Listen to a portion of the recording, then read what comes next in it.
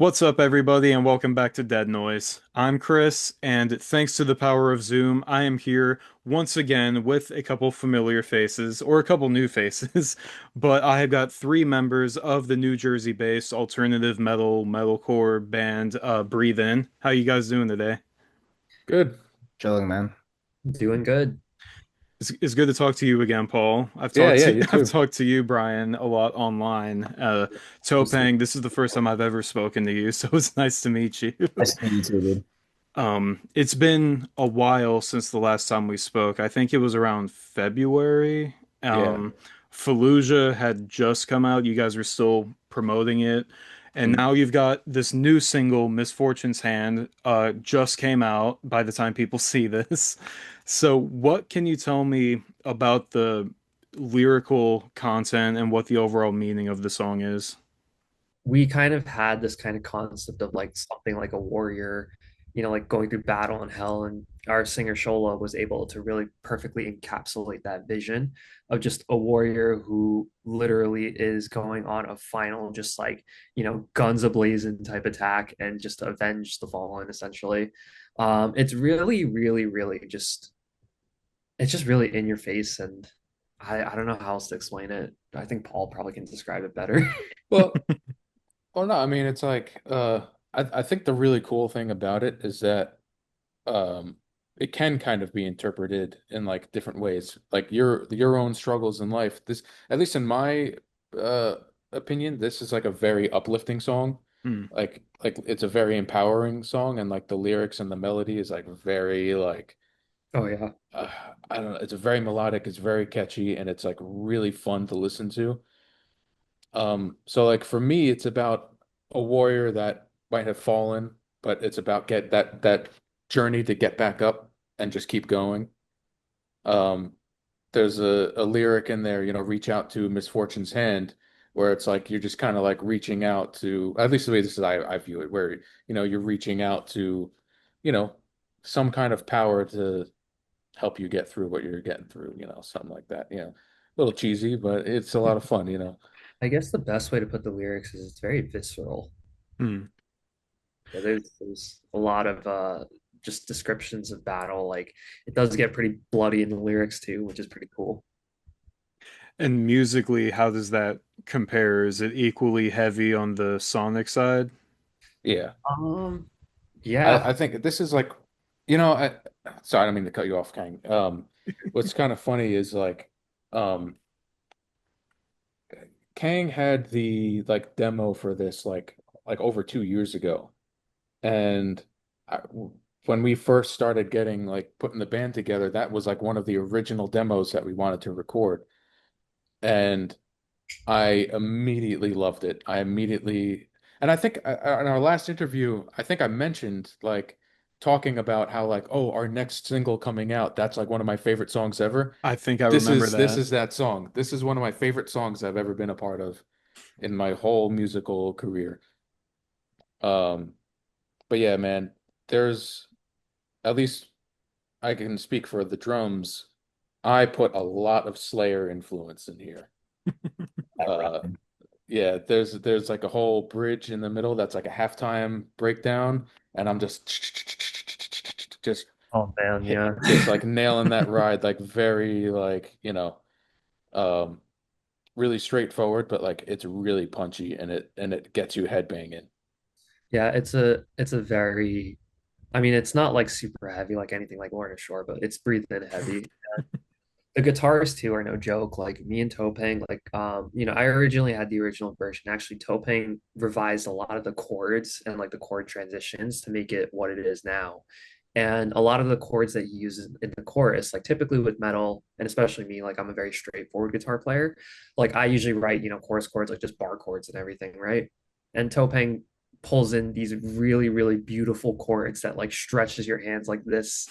And and there it really does add like a brightness to the song. And the other thing too with the guitar work is that it's like what's the tempo of the song? It's like something really fast, right? I think it's like 195. Yeah, so me and Yeah. Topeng do a lot of down picking for that song. And I mean when I wrote it, I was listening to a lot of Slipknot. So Hmm. both of us really Really got a wrist workout in. I'm actually not the best with down picking, so I'm not even lying. Like probably 1 or 2 months before learning the song, I just went on YouTube and just like followed a down picking routine just to get better at it. See, like I grew up being a bass hobbyist, and part of the appeal to that was there were no bar chords, and if depending on how your style, you don't have to use a pick, let alone down picking the whole time. That just sounds like such an insane wrist workout. Oh yeah. Have you guys played that song live at all yet, or no? Yeah. Yeah, it's part of Yeah, the song. yeah, it's been on our set. How complicated, how difficult has that been? Like, d depending on when in the set it is, do you feel it by the time the song's over? Yeah, because the thing is we open with White Flag, which is a pretty involved song, and then Hmm. immediately after we go into Misfortune's Hand, which unfortunately is another involved song. Hmm. But Yeah, the way our set is designed gives me a very good workout. Because we're going from, White Flag, which is like a very like Dragon Force-esque power metal song, Hmm. straight into uh, Misfortune's Hand, which is like very, like I said, like Slayer influence, but it's also got a lot of fun, like punky backbeat. Like it's got a really nice backbeat chorus. But yeah, it's a hand workout. A lot of the ride and a lot of cool fills. And then we immediately go into more songs that are also, at least for my end, like very technical. So it's like it's like the first it's fun. our set list are just like straight to the point and like just Paul is just put through the ringer. How do you guys go about figuring out the order of the set list? Like, is it just off a sonic perspective, or do you guys really take into account, like, oh, doing these songs back to back to back is gonna kill us? I think it's mostly based off a sonic perspective because, like, especially when we come up with a live set, we think of like the crowd and how, like, what songs would be appropriate during certain moments. Because, there are songs that we have that are a little bit slower. Some of them are pulled from our singer's solo catalog because we still don't have enough in our catalog right now. But, some of them are nice and, like, jumpy and, like, a little bit more on the poppy side. Some are faster, like Misfortune's Hand and White Flag, and we close it off with Fallujah, which I think is a nice, like, kind of like ending with a bang type kind of thing. Speaking of Fallujah, I feel like symbolically there's kind of some similarities between Fallujah and Misfortune's Hand. Just going off of what I've heard, because I haven't heard the single yet, but it sounds like there's some lyrical similarities. And with Fallujah being your last single, is it kind of like picking up where Fallujah left off musically, or is it like a whole other tangent? It's kind of a whole other tangent actually, because Fallujah was actually written by Topeng and Shola prior to joining Breathe In. Okay. So the only thing that really we did was just add a little bit of our sauce, but sonically it's kind of that territory. And then Misfortune's Hand sonically is like it continues like the kind of I guess OG breathe in sound where it's like a little bit more focused on heavier guitars where now it's like we tune even lower, like the songs in drop F. So, but especially with Shola's lyrical themes and especially with what we've been doing so far, I think it's a nice coincidence to Hmm. say the least. Because Shola, he extensively did a lot of research and studied up the Battle of Fallujah back in 2003, uh, as like the inspiration and lyrical content behind this song. And then I think Topeng can actually explain a lot sonically of how he went about writing it and some of his thoughts as well. I feel like with the song, I'm gonna be honest, it was actually like a throwaway song. Like I wrote, Really? yeah, I wrote the song and I asked Shola, I was like, "Yo, what do you think of this?" Like, it, I'm not gonna say the original title, but it was just like nothing to do with what he wrote. And then he presented me lyrics, and he's like, "What do you think?" And I'm like, "Wait, this is actually a real song?" And he's like, "Oh, dude." And I was like, "Okay, I guess it's a real song." And um, I don't know. I don't usually think when I write. I kind of just like go in, just do it, and I'm like, "Okay, I think we have something here." And when we presented it to Brian, Paul, and Rob. I think it was your idea, Brian, where we like sped it up a little bit, and then we added a little more like technical riffs during the verse. Yeah.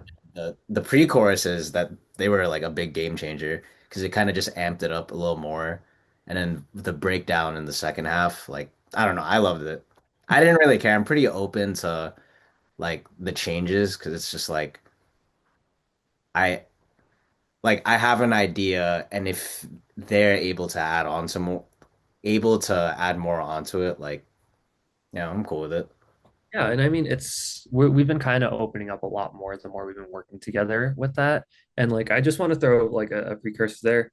Like our the stuff that we're putting out now, like give it a little bit of time. Like this is only like maybe like 40% of like Topeng's ability because this guy's like a monster at like the Tim Henson Polyphia style. And we're starting to incorporate that a lot with our newer stuff.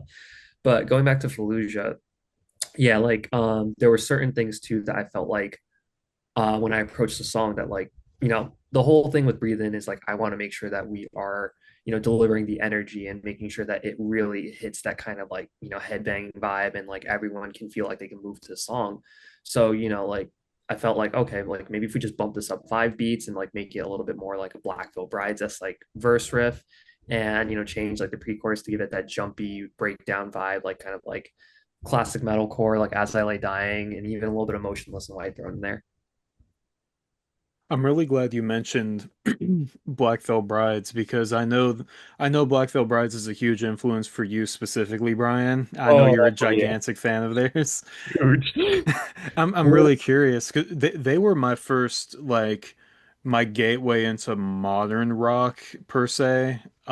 It went from Black Veil Brides to Motionless in White, and then from there it was like a spiral. But I'm curious for you, Topeng, like what are your musical influences from a guitar perspective? Because Brian, you mentioned Polyphia, and I can definitely hear that in the style and from the videos I've seen on Instagram. But who would you say are some of your favorite bands and inspirations, Topang? I think like as a kid, the first album of Panic at the Disco like really like stuck out to me because I never heard like rock music with like orchestral instruments. So I was like, oh shit, like wait, are we allowed to curse? Yeah, of course. I didn't know. I listened to a lot of that when I was a kid because it's like something catchy, but it's obviously well written. Um, and then my siblings would show me stuff like The Used, My Chemical Romance, stuff like that. And then when I got older, I got into like a gent phase. So I listened to a lot of like Periphery, like Animals Leaders, and then it led to me finding about like Polyphia and Chan. And I was like, damn, like this is like the best for guitar nerds. So I started learning like I want to say bits and pieces of it because I never like fully learned their music like that. So I could say like a lot of my influences from guitar and songwriting stem from those artists. One of the big side tangents that we went on in the first interview, Paul, was our favorite Godzilla monsters and Oh characters. yeah, yeah. So I kind of want to have an opportunity to geek out with Brian and possibly Topeng, and maybe you as well. But this is probably mostly a Brian question. What's your favorite Black Veil Brides album? Oh man, that's a tough one. I'm gonna have to go with the one that actually like leveled up my guitar playing, and that would probably be Set the World on Fire. Because I'm a huge fan of like that fast kind of like CC's like really kind of influenced by that Joey Jordison like double bass like that kind of thing and the really fast riffs that Jake does like they really kept it real and Jake also posted like the lesson videos for that album specifically, so I would spend like 5 hours a day every day when I was a teenager learning those songs, and they're just great songs. So I would say that's probably my favorite, and then a close second would be Restitch Season. It was the 2020 we recorded the debut. Like I'm a huge I'm the type of guy that like I can't listen to something if like the audio quality or like the mix is a little bit like off. But like to hear it nice and crisp with like modern like production, it's like this is how it should have been.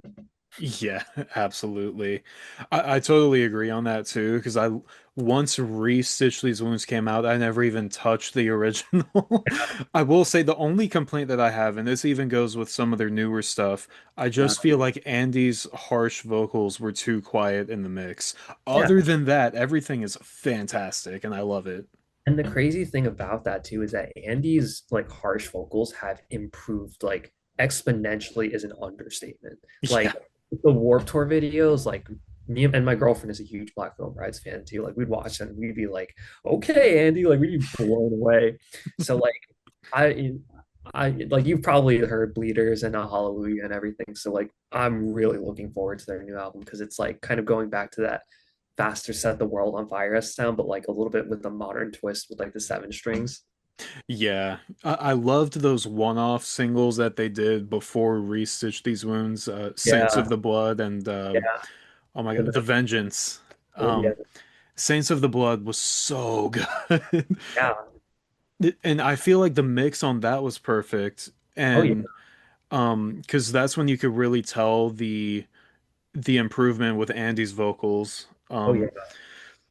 As far as albums go, like I got into them when Wretched and Divine came out.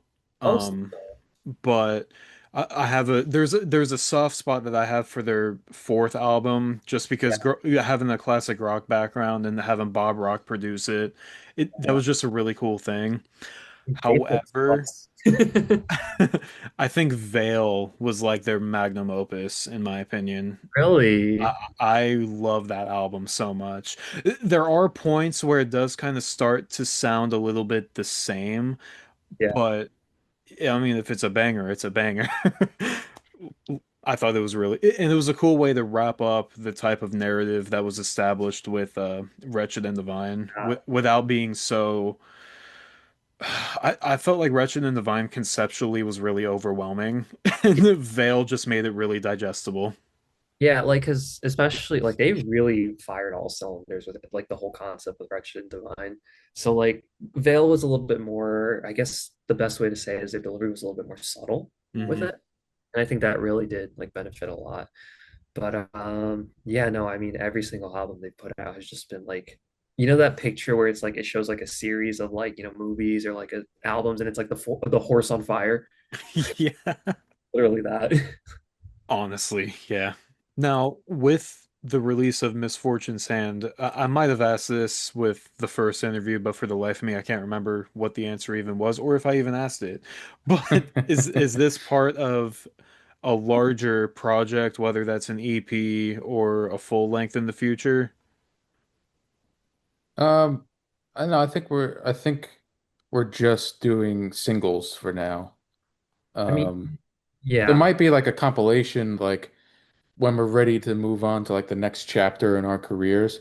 I think we were saying like I think it'd be really cool to come out with like a cassette or a CD or something of like our first collection of these singles. Yeah, Yeah, Um, like a collector's item, you know, kind of thing.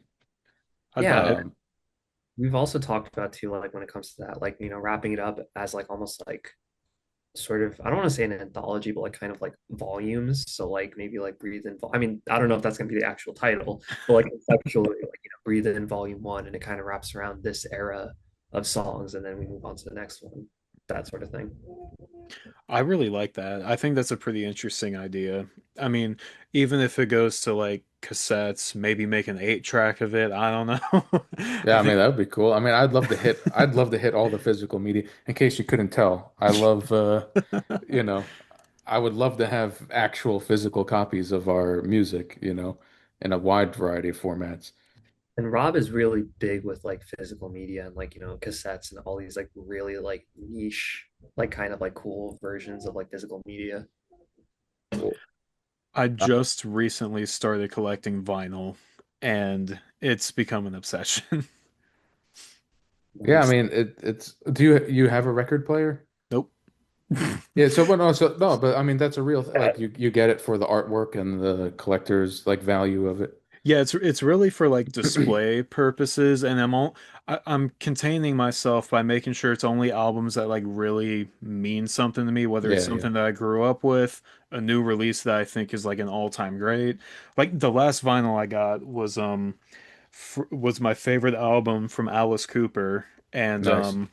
it's number one, it's insanely hard to find in any format. So I got this from Europe and Wow. it's on blue vinyl and it so far every vinyl I own is a different color, which I kind of think that's kind of fun to Yeah, see that's cool. how long it takes before I just get a regular vinyl. But yeah, it's mostly for display purposes as a fan. Yeah. Nice. I mean, that's really how like same thing with VHS. Like VHS is getting popular again, Yeah. not because people have players, but because it's a collector's item and, then the artwork is cool and it's just like same kind of thing for display, you know. Um What was like the well, yeah, yo-yo, it's like yeah, it's Topeng? like What happened? What was the yo-yo? Oh, Rob gave it to me as a gift. Really? I haven't practiced it. I my yo-yo's too, but like Rob is really good at yo-yoing.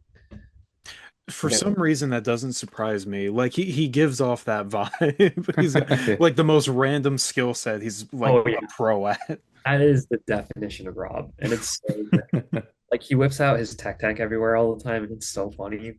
But like he does like the flips and everything, yo-yoing, and then his ability to engineer pedals. So he'd gift me and Topeng pedals like all the time. I think I have the pedal.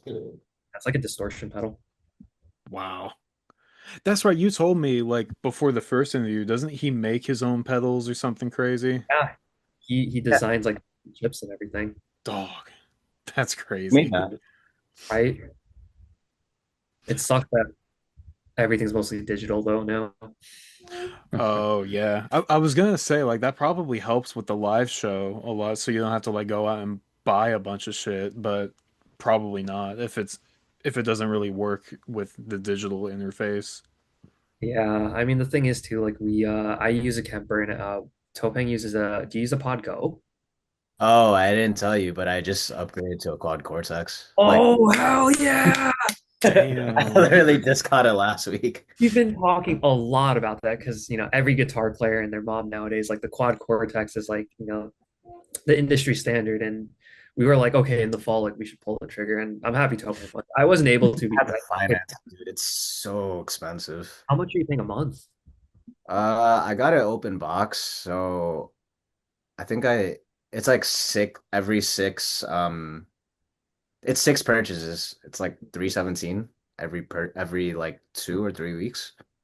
Not bad. I mean, that's kind of heavy, but it's still not bad. When it came to your vision for the music video, how did that compare to previous releases? And maybe also kind of touching on the artwork for the single, but mostly let's talk about the music video first. Yeah, so the thing that I really, really wanted to do for this music video was shoot outside because every other video has been interiors. Um, which is great and all, but like it was at least like creatively, it was feeling a little stale. You Hmm. know, I wanted to flex some different muscles, bring in some different gear, and so we found a rooftop location in Brooklyn, and we shot it during golden hour, um, which was tight. We had 5 cameras running, so my full crew and everything. We were like all hands on deck. Um, and like I said, the song is it's tough, it's gritty, it's a punchy song, and it's about warriors and stuff. So I wanted the whole look to be gritty and punchy, and it's like very like high contrast, but like very gold. Like Hmm. that seems to be kind of like that kind of like became the theme of like the color scheme, really. It's like that like rich sunset gold. Um, which was like a different colors, different color scheme from our previous, especially Fallujah, which was like pink and blue, Yeah. you know, um, and then White Flag was all red, and Machine was all like that, like neon yellow. So I really wanted something that had like very, very cinematic, um, like color grade to it. just yeah, like I said, just to flex some extra muscles, just to kind of show off a little bit on, what my crew can do, you know. This kind of segues into the album art, because it is connected. But what we did was, my brother is an amazing photographer too, so he helps us out on all of our shoots. And I told him to go around and get reference shots of like the textures on the walls and on the ground and like the dirty brick and all that kind of stuff from where we were shooting with that gold light. And I literally took those textures and in Procreate on my iPad, I like hand painted and also like morphed these textures into like the album art, which the album art, which was kind of funny at first.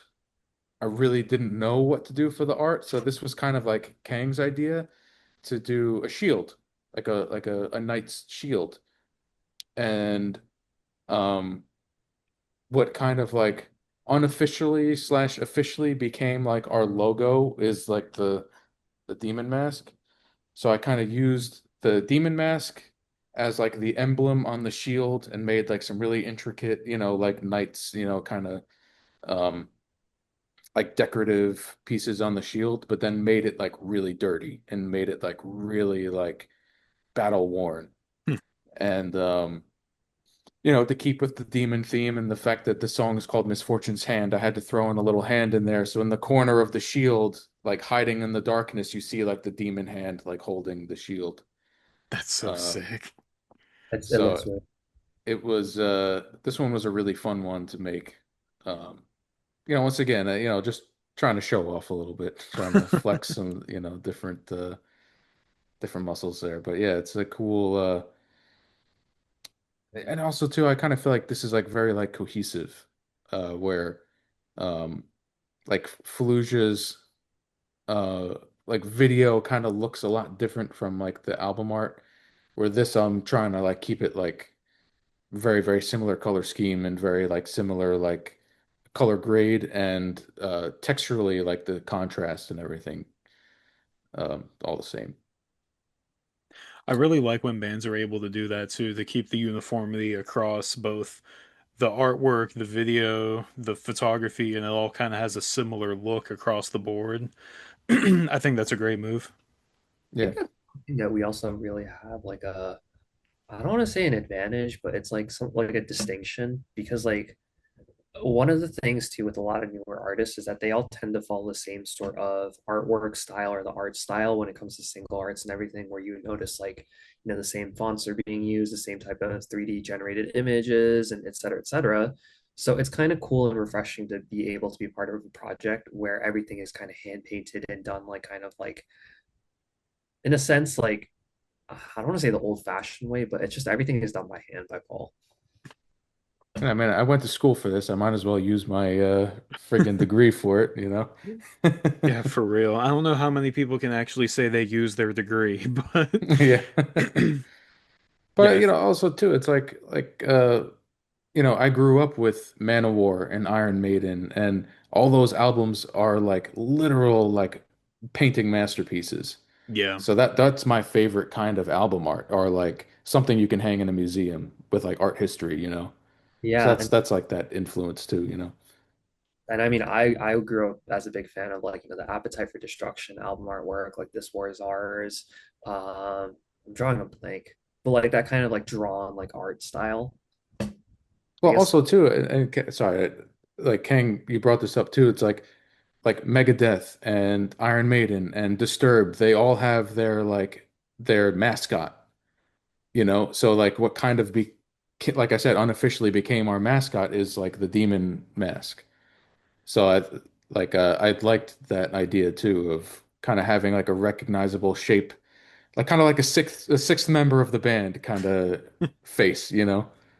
Yeah, that's always a great thing to have in your back pocket because it does set yourself apart from other bands coming up because a lot of bands don't have that. And like you said, Brian, a lot of bands fall into the same visual style, so it makes it hard to differentiate the two. But with you guys, there's there's never been a question of like what Breathe In looks like, what they sound like.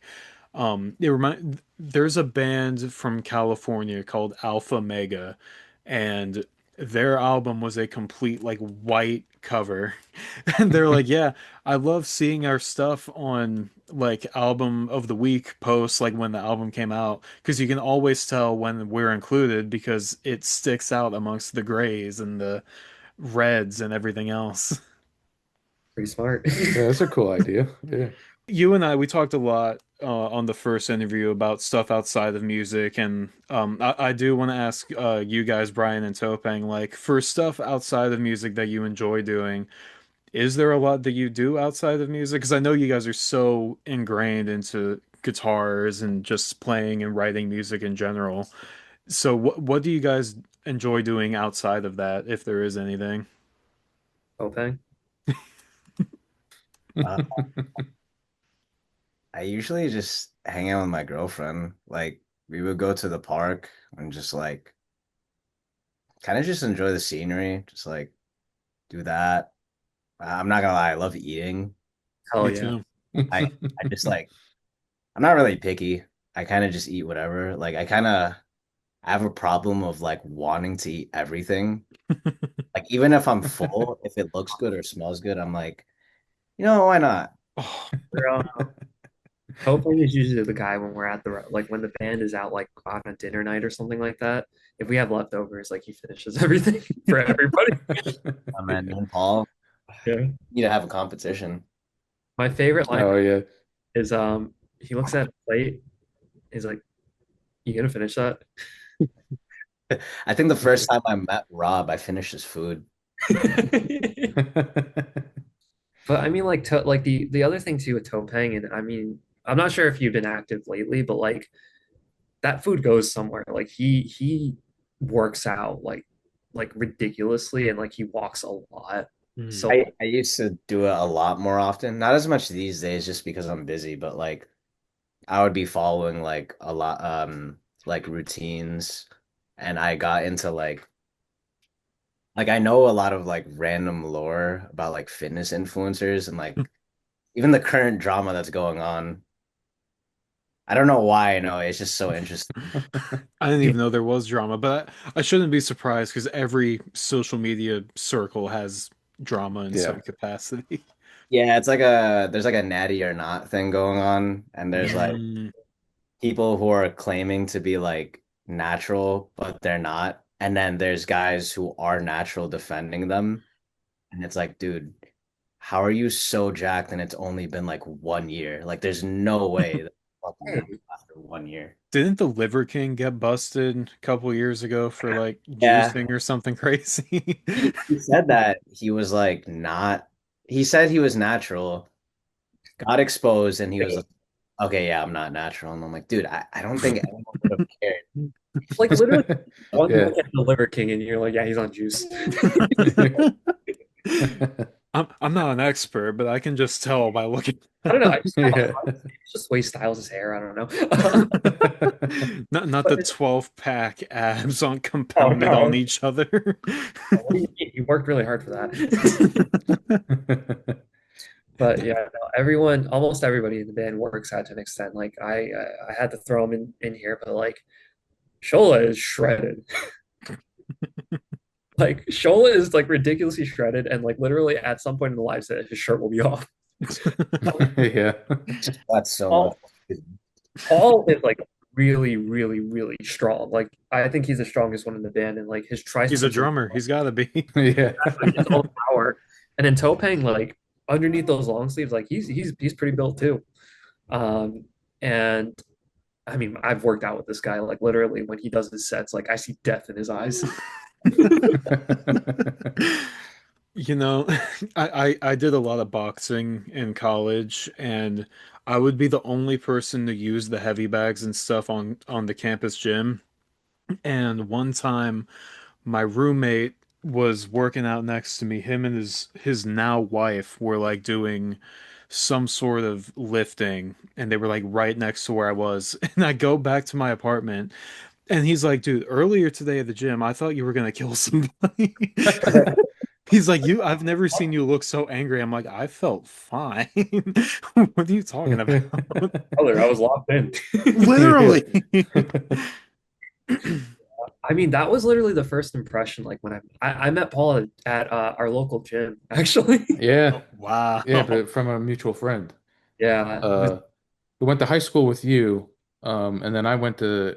I mean, we didn't go to college together, but we went to the same college. But like, I was friends with his family, became really good friends with him. We also worked together in film. We've worked together like in the film industry for a long time. So like, he's just a great friend. And then I remember the day, dude. I remember because like you came in and. I remember we were on the leg press, and he was like, "Oh, that's my old friend Brian from high school. Like, you should really talk to him. Like he likes the same kind of music as you. Like he's in a band. Like you guys would really like it. Like really like each other." And he introduced us, and here we are. it was great. Like literally the first workout together, like I thought I was gonna die. That, like you see Paul, like he's like literally like when he's in the zone and focus, like Paul's a teddy bear, but like when you in the zone and everything, like he looks so intimidating with the Viking beard and everything, and like his size and everything. I'm like, I'm gonna fucking die. You can even see a Paul was like glimpse an of NFL it. workout. Yeah, You and can like see a glimpse of that in the music videos too, like in the shots that cut to him when he's doing the yeah, fills. I'm like, oh, he's angry. yeah. It's fine. That's just my concentration face. Like I Me just have too. resting angry face. It's just I'm like my Italian, brows. I'm so always yeah. Me too. So it's like I'm always like my resting face. I always like flex. I don't know. My eyebrows are always flexed when I'm concentrating or something. Yeah, and it was great. Like literally one of the nights after the gym, like we nerded about his drum set like for like a whole hour. Yeah. Um, but yeah, no, in terms of what I do for fun, I don't know. I'm like 29 now. I mean, I'm still really fucking young, but like I'm kind of getting to that point where I it's didn't like, know people live that long. Holy shit. holy shit, yeah, right? Who knew? 29 What in it this is, economy? it's sit-ups, pull-ups, and a lot of juice. But I do what every like striking lead guitar player of a band does. I enjoy grocery shopping. Uh, Oh, it's dude, it's so therapeutic. very fun, honestly. Dude, like sh late night grocery store run, perfect. I play Super Mario and Sonic the Hedgehog games. Oh. I love Dragon Ball Z and I collect Dragon Ball Z action figures. So what can I say? And of course, I can't undermine this. I love spending time with my girlfriend. It's my favorite time, and she is my world. And I like Topeng. I like to spend time and do activities with my girlfriend. Closing off with the music, because for a lot of people, Misfortune's Hand might be the first Breathe In song they hear. It might open up the doors for a lot of new fans.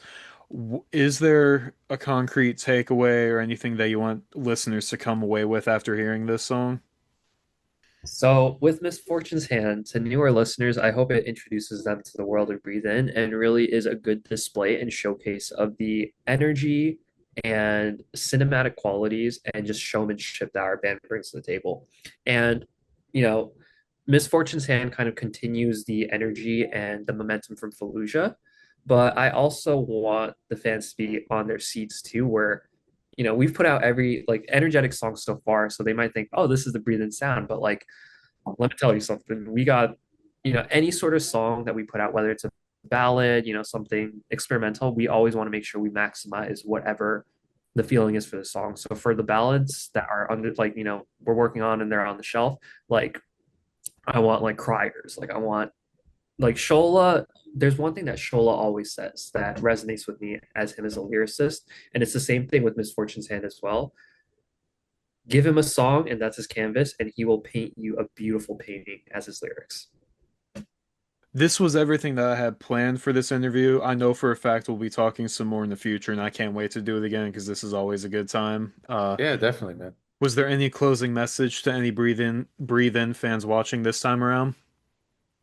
Um, Uh, no, just I hope you enjoy the new song. I hope you enjoyed our previous songs, and I think you're gonna enjoy the stuff coming up after this one too. um, Yeah, no, And thank you for listening. Most importantly, thank you.